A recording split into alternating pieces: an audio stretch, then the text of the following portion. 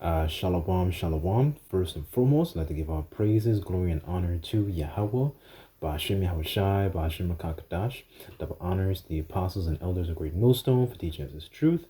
Salutations to the sincere Akim and Aquaf that may listen. May the blessing of election be upon your house. My name is Brother Akwai, and back in here with another lesson. And for today's lesson, I just want to cover a short, brief excerpt that I came across in this book I'm currently reading. It's called Nature Knows No Color Line by J.A. Rogers, right? So here there's a portion in the book where the author goes into Negro Indian ancestry. And one of the reasons I wanted to bring this up because in past lessons I've covered similar topic on Jake mixing with the heathen women, right? That's a very common thing that you find throughout the scriptures, right? For example, in Genesis 6, when the sons of God took on the daughters of men and saw that they were fair, right? And that is a very, very common thing that even exists to this day. Why a lot of Israelites will not look like your typical Israelites, right? They might look more fair skinned and look more like a lot of the other nations, right? So it is always important in those aspects to be spiritual, right? As a matter of fact, I don't have this on the list, but let me just grab it real quick.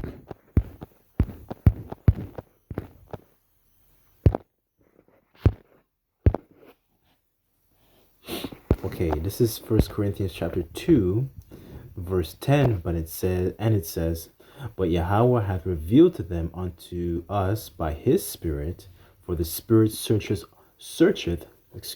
all things, yea, the deep things of the Most High.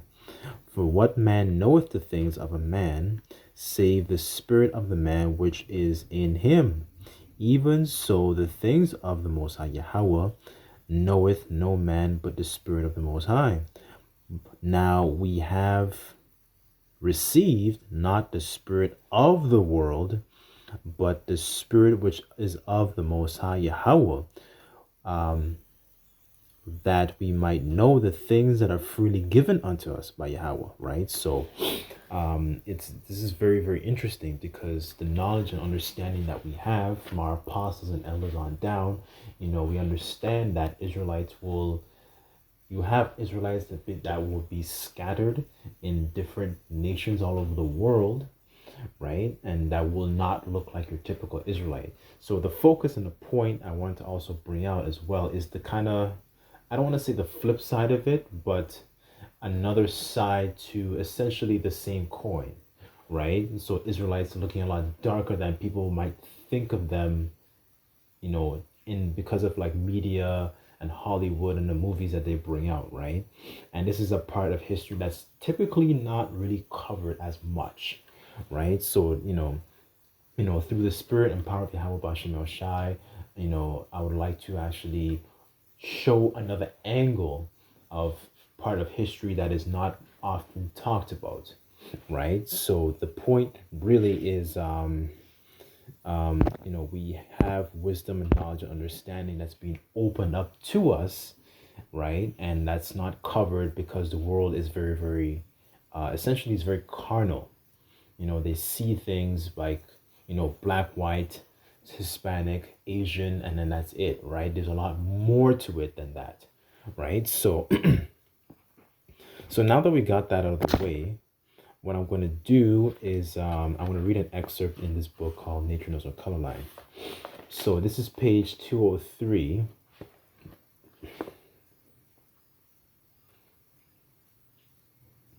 And it says, I'm going to start at the last paragraph.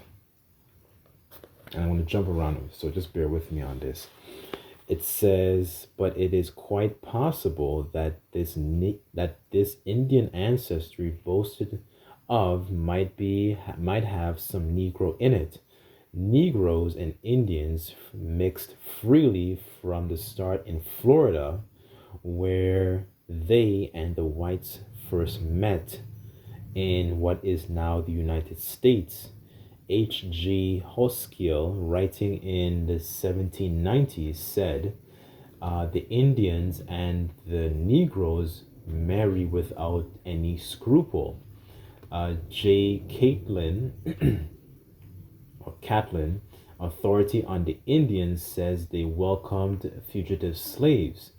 He says, as they came with a good share of the tricks and the arts of civilization, they are once looked upon by the tribe as extraordinary and important personages, and generally married the daughters of chiefs, thus uniting theirs with the best blood of the nation, which produce remarkably fine and powerful men that I have spoken of above, right? So this person is who works in this particular sector is actually given an account of, the mixing and the mingling of so-called Negroes and so-called natives, right? And which is one of the reasons you will have Israelites who don't essentially, like, for example, when you look at the Hollywood on TV, when you think about your typical so-called Native Americans and your northern tribes, they typically have a certain kind of look. They're portrayed to have more of a certain look.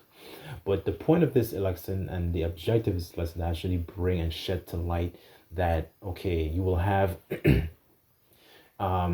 Israelites from, the northern kingdom tribes who look a lot darker, is what I'm trying to get at, right? And this is something you can even look up. It's called the reclassification of, I believe, is of Native Americans, right? So I want to expound on that in a little bit, but let me just finish this point right here. The finest of the most powerful men I have ever yet seen have some of the last mentioned, the Negro and the North American Indians, mixed of equal blood. One of those Missouri Negro Indian chief named Pito Pikis, the eagle's ribs, he says this. This man is one of the extraordinary men of the Blackfoot tribe. His dress is very superb, almost literally covered with the scalp locks. There is a portrait and sketch of him in real life of Tawana, the Mountain Rocks, Texas Comanche chief. He said, a perfect personation of Jack Falstaff in size and figure with African face.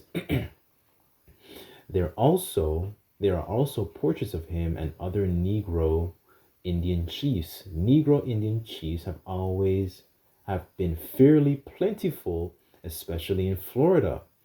The Wisconsin Indians have considerable Negro strain, and their great chief, Oshkosh, for whom a town was named, was undoubtedly of Negro ancestry. So you had a bunch of so-called Negroes and so-called Indians, during that time of, America, essentially America gets established as a country, in 1776, but you had a lot of so-called Negroes and so-called Indians, kind of mixing and mingling amongst each other, right? So what does that lead to? That leads to, you would have Israelites who would look a lot darker, especially from the northern tribes, right? A good example of that is, from what I've researched, is Michael Jackson, right? So his forefathers, I think it's about 4 or 5 different forefathers. His family line actually goes back to Choctaw Indians, right? And a lot of Native Americans, because they were so dark back then, they were actually misclassified. You can look this up on Wikipedia.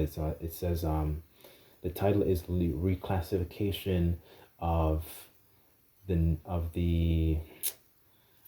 Native Americans, right? And what Esau did during that time, he put out a lot of all these pseudoscience and mixed theories. This is part of his crafty devices, right? And he put out a bunch of nonsense out there during that time. So what you have today is a lot of confusion amongst the people, right? As a matter of fact,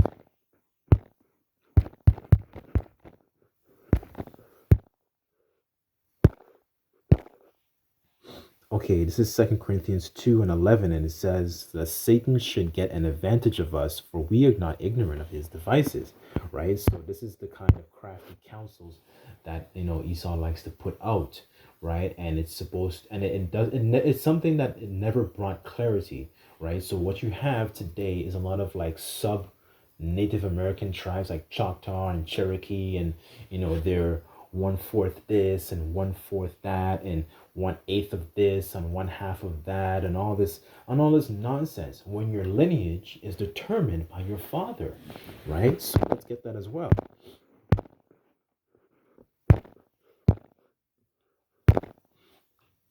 Okay, this is Numbers chapter 1, verse 18, and it reads, "And they assembled all the congregation together on the first day of the second month, and they declared their pedigrees after their families by the house of their fathers, according to the number of the names of 20 years old and upward by their polls." Right? So our lineage is determined, by our fathers. It's not determined by our mothers, right? A good example of that is what's his name? It's Michael Jackson. Like I keep using um, that same example because he's a very perfect example. Let's get the word pedigree.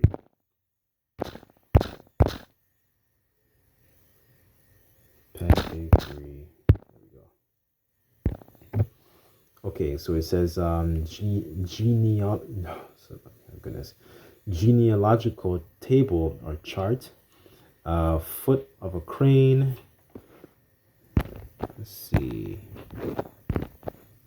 It says descent.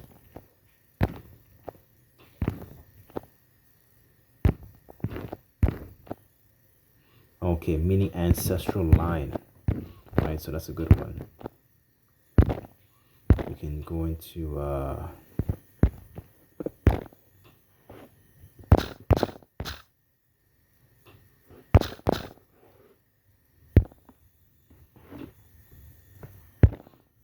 genealogy. It says line of descent, tracing from a family, the making of a pedigree, generation, descent. It says give birth, beget. That's a common word you see in the scriptures when you go through Matthew 1:1. It goes through the lineage, the royal line of where Yahushua actually came from, right? Came from that tribe of Judah, right? Going all the way back to King David, right? So this is what's very, very important, right? About knowing who we are, right? Our lineage is determined by our fathers. But what Esau has done is caused so much confusion where you have a bunch of people saying, "Oh, I'm half Jamaican," or "I'm half Chinese," and this and that and whatnot. All this race mixing. There is no such thing as mixing.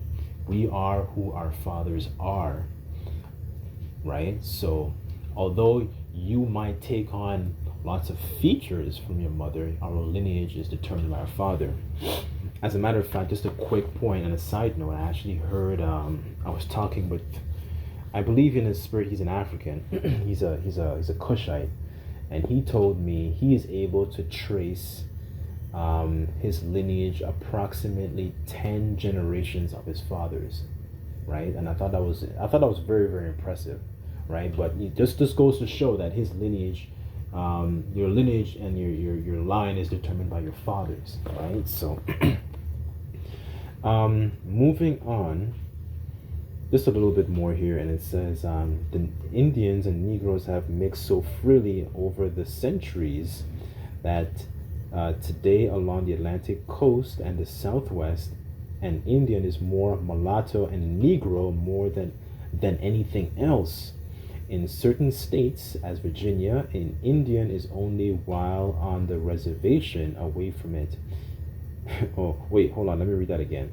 In certain states, as Virginia, an Indian is only one while on the reservation. Away from it, he's a Negro. And that's funny too, because a lot of so-called Native Americans, they, because they had so much Negro features, they actually passed for Negro. And part of Esau's crafty devices was to essentially, when they look more of the part, of a Negro, they don't, they don't have rights to certain benefits that so-called Native Americans might have, right? And it's a very, very interesting part of, I guess, American history that does not get talked about. Just a little bit more here. It says the Negro strain is much mentioned. Indian one of Charles Curtis, Vice President of the United States, and that says 1929 to 33 was apparent, right? So I just wanted to touch on that really, really quickly. There was a part where it said something about,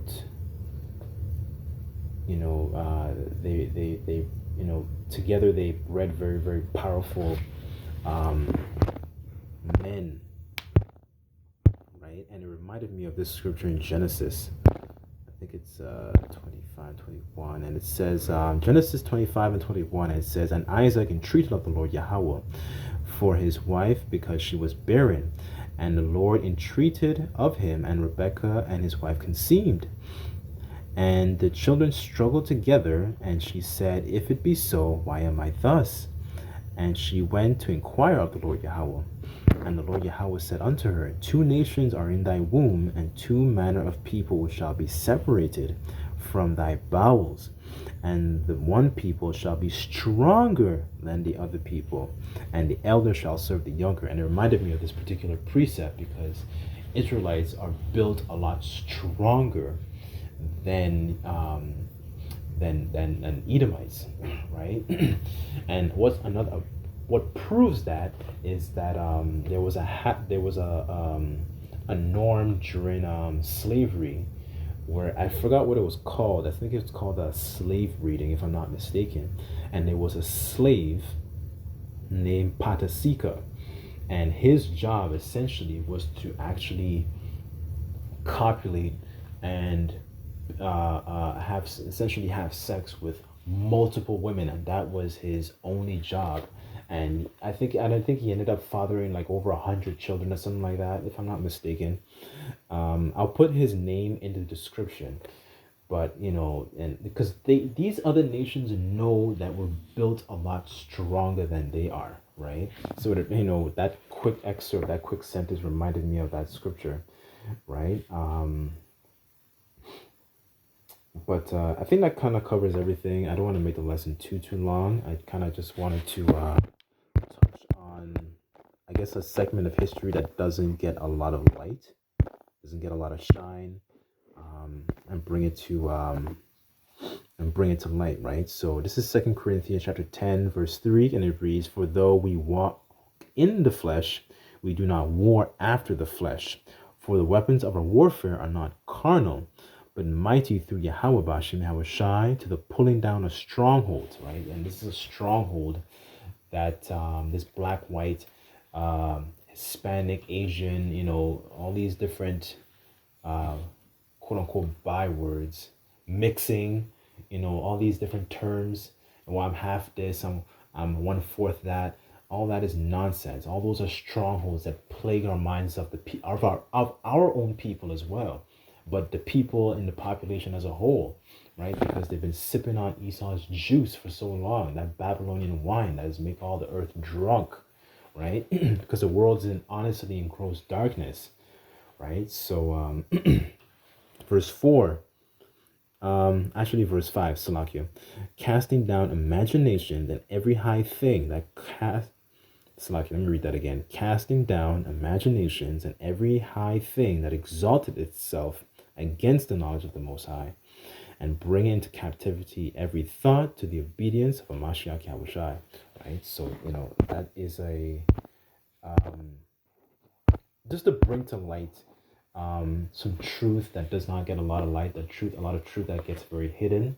And this race mixing between Israelites from the northern and southern kingdom in different parts of history does not get a lot of attention. This is why you would have a lot of Israelites that look, a lot of so-called Native Americans that look a lot darker, right? Black Seminoles. I think there's like Black Venezuelans. There is uh,